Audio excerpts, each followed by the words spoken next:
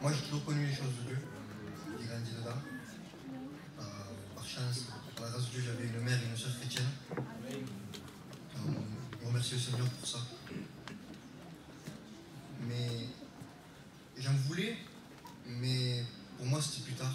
Je voulais savoir d'abord ce que le monde voulait me donner. Jésus.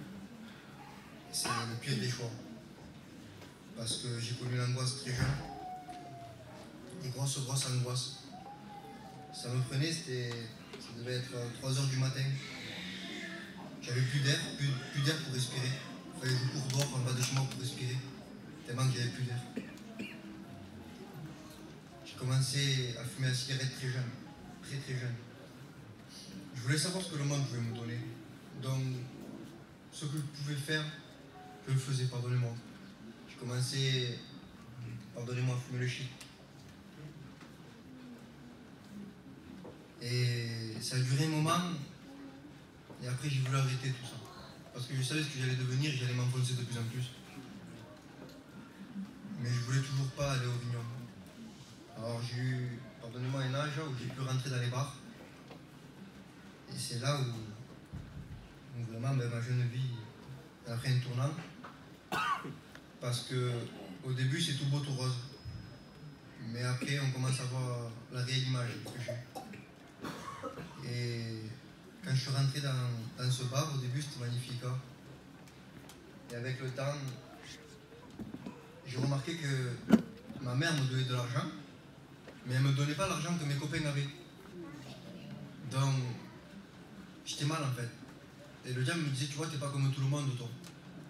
Tu vois, tout le monde a tous les sous qu'ils veulent, toi t'as pas tous les sous que tu veux. Ça sert à rien.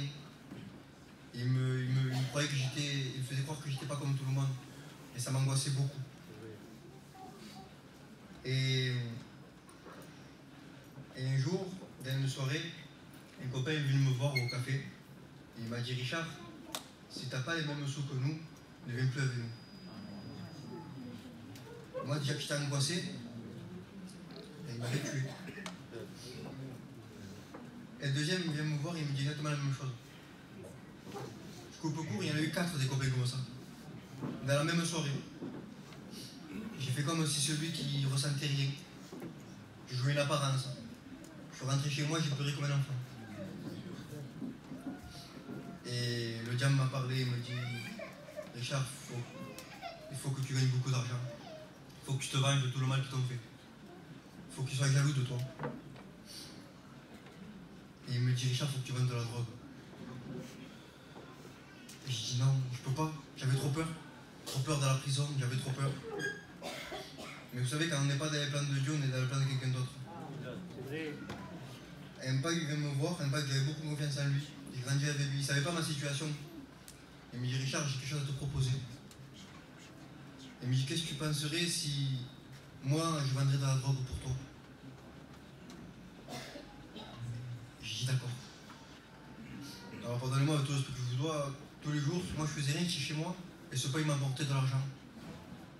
Et je me voyais païennement, j'ai pris, ça y est, ma vie était lancée, là. Je voulais aller de plus en plus loin. Je voulais prendre de plus en plus gros, parce que moi, je faisais jamais rien. Mais merci Seigneur, parce qu'il y a les réunions. Et j'étais fidèle pendant deux mois aux réunions. Et même si je commençais pas à avoir beaucoup d'argent, mais si je commençais à avoir un peu plus d'argent, je savais que Dieu était la vérité. Et en étant fidèle, en laissant faire Dieu, jour après jour, il a changé mon cœur.